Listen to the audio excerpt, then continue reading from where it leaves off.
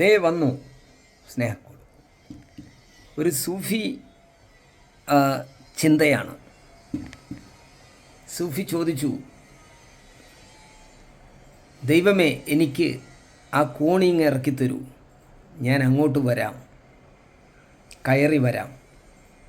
ദൈവം പറഞ്ഞു, നിൻ്റെ ശിരസ്സാണ്, നിൻ്റെ തലയാണ് നിൻ്റെ കോണി, അതിനെ നിൻ്റെ കാലിനടിയിലേക്ക് താഴ്ത്തി വയ്ക്കുക,